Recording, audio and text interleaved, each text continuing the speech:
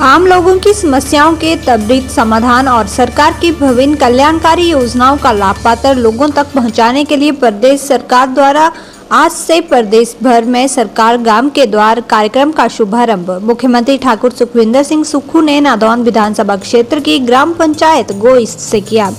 अपने दौरे के दौरान मुख्यमंत्री ने कड़दोह में कपाड़ा पुल का शिलान्यास करने के बाद फाहल में प्राथमिक स्वास्थ्य केंद्र भवन की आधारशिला और गांव बुद्धबी में उठाऊ पेयजल योजना फाल कोटलू का शिलान्यास किया। इस मौके पर मुख्यमंत्री ने सरकारी योजनाओं पर लगाई गई प्रदर्शन का अवलोकन भी किया। इस कार्यक्रम का मुख्य उद्देश्य एक साल में जो कांग्रेस पार्टी की सरकार है उसने जितने जनता हित में फैसले किए हैं लोगों को बताना है। उन्होंने कहा कि प्रदेश सरकार ने आर्थिक बदहाली के बाद भी हिमाचल प्रदेश में उन्नति की नई राहें खोली हैं। इस अवसर पर KCC bank chairman Kuldeep Singh Pathania, block Nadaun अध्यक्ष captain Prithvichand, DC Hemraj Verma, SP Aakriti Sharma मौजूद रहीं। पत्रकारों से बातचीत करते हुए मुख्यमंत्री ठाकुर सुखविंदर सिंह सुक्खू ने कहा कि प्रदेश सरकार के द्वारा एक वर्ष में लाई गई जन कल्याणकारी नीतियों के बारे में आम जनता को विस्तृत जानकारी देने के लिए प्रदेश सरकार के सभी मंत्री आज विभिन्न क्षेत्रों में जाकर कार्यक्रम में भाग ले रहे हैं। उन्होंने कहा कि सरकार ने प्रदेश में आए आपदा के बावजूद जन कल्याण की विभिन्न योजनाएं शुरू की हैं और आपदा प्रभावित परिवारों को सरकारी मैनुअल में बदलाव कर राहत प्रदान करने का काम किया है। उन्होंने कहा कि हम पहली सरकार है जहां पुरानी पेंशन स्कीम लागू हुई है। प्रदेश में इस बार ऐतिहासिक आपदा आई है जिसे अभी तक अपने जीवन काल में कभी नहीं देखा था।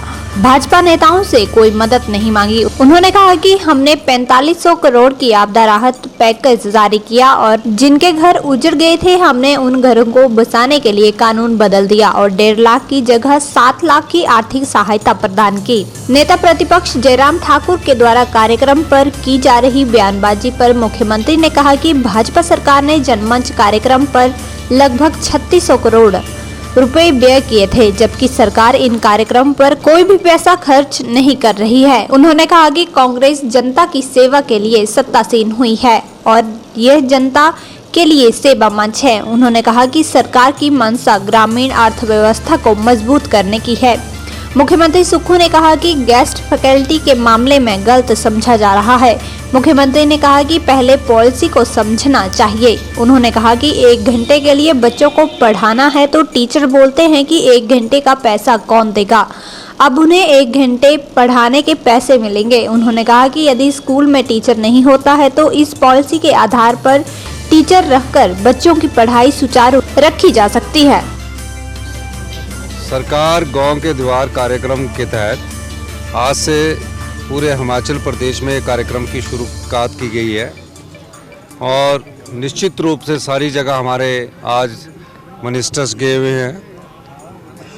मैंने ये कार्यक्रम की शुरुआत 12 बजे करनी थी, लेकिन लोगों ने बाहर जगह जगह स्वागत द्वार लगाए हुए थे, थोड़ा लेट हो गया। इस कार्यक्रम का मुख्य उद्देश्य एक साल में जो कांग्रेस पार्टी की जब से सरकार आई है कौन कौन से जनता के हित में फैसले किए हैं, लोगों को जागरूक बताना है कि हमने जब से सत्ता आई है आर्थिक बदहाली के बाद भी हिमाचल प्रदेश में तरक्की की नई राहें खोली है, उन्नति की नई राहें खोली है। हम पहली सरकार है जहां ओल्ड पेंशन स्कीम लागू की गई और तकरीबन ओल्ड पेंशन स्कीम लागू करने के बाद 800 सरकारी कर्मचारियों को इसका फ़ायदा मिलना शुरू हो गया। यानी कि जिनको 2800 रुपया मिलते थे या 2750 रुपया मिलते थे, ओल्ड पेंशन के मिलने के बाद वो लोग मुझसे मिले और तकरीबन उनको 27,000 रुपये का फ़ायदा मिलना शुरू हो गया। दूसरा, आपदा आई इस प्रदेश में, ऐतिहासिक आपदा थी। ऐसी त्रासदी हमने अपने जीवन काल में पहले कभी नहीं देखी। भारतीय जनता पार्टी के जो नेता राज्य के हैं कोई मदद उन्होंने नहीं मांगी। हमने 4500 करोड़ रुपए का आपदा राहत पैकेज जारी किया और जिनके घर उजड़ गए थे, पानी में बह गए थे, तकरीबन 16,000 ऐसे घर थे जिसमें 4,000 घर पूरी तरह उजड़ गए थे। पाई जोड़कर एक व्यक्ति हिमाचल प्रदेश में एक ही घर बनाता है या किसी का 2 से ज़्यादा घर होता नहीं है।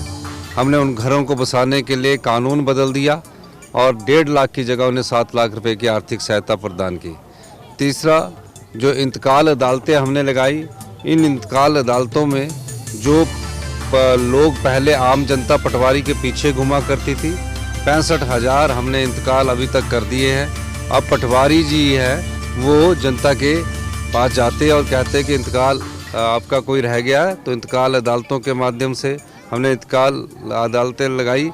लोगों तक ये सरकार अब खुद आई है, गांव में गई है, गांव की समस्याओं को जानने के लिए इस सरकार के सारे मंत्रिमंडल के सदस्य आज इस कार्यक्रम की शुरुआत कर रहे हैं। नहीं, गैस फैकल्टी का मतलब वो गलत समझ रहे हैं। मैं गैस फैकल्टी के मामले में सिर्फ इतना कहना चाहता हूँ कि उन्हें पहले पॉलिसी को अंडरस्टैंड करना चाहिए। ये पॉलिसी वो है कि यहाँ अगर 1 घंटे के लिए किसी को पढ़ाना है तो जो उनके टीचर है वो बोलते हैं कि 1 घंटे का पैसा कौन देगा, तो इसमें 1 घंटे में पढ़ाने के पैसे मिलेंगे। ये कोई ईयर बेस और मंथली बेस नहीं है। अगर उस स्कूल में 1 हफ्ते तक कोई टीचर नहीं आता है तो ये हेडमास्टर और प्रिंसिपल को ये अधिकार होगा कि बच्चों की पढ़ाई 1 हफ्ते का नुकसान ना हो, उसको 1 हफ्ते पढ़ाने के लिए उस मेरिट के हिसाब से, जैसे कॉलेज की मेरिट हमने रखी है कि अगर कॉलेज में कोई नेट सेट और JRF क्वालिफाई होगा, अगर वो 1 हफ्ते के लिए कोई टीचर नहीं आता, किसी की फिजिक्स की पढ़ाई का नुकसान हो तो 1 हफ्ते फिजिक्स की पढ़ाई का नुकसान ना हो, उस संदर्भ में वो 1 हफ्ते के लिए इतने पैसे के आधार पर टीचर रख सकता है। ये सोच रहे हैं कि हम उनको परमानेंट रख रहे हैं। जिसका ना भी गेस्ट है वो मतलब आए, पढ़ाए, जितने घंटे पढ़ाएगा। सिर्फ उस समय क्या है कि घंटों की मेहनतनामा फिक्स नहीं किया गया था क्योंकि प्रिंसिपल क्या कैसे पैसे देंगे, SMC कैसे पैसे देगी, तो हमने घंटे का पैसा फिक्स कर दिया। देखो, जनमंच की तर्ज पर कोई नाम नहीं बदला। हमारा मतलब हमने 36 करोड़ रुपया जनमंच पर उन्होंने खर्च किया, हमारा कोई पैसा खर्च नहीं हो रहा है। हम जनता की सेवा के लिए आए हैं और ये जनमंच की तरह कोई मंच नहीं है। ये तो आम लोगों का मंच है। इसमें पंचायत, जिस पंचायत में हमने रखा वहाँ की समस्याएं क्या है, और निश्चित तौर पर मेरी जो सरकार की प्राथमिकता है वो ग्रामीण अर्थव्यवस्था को मजबूत करने की है। उस दिशा में हम कार्य कर रहे हैं।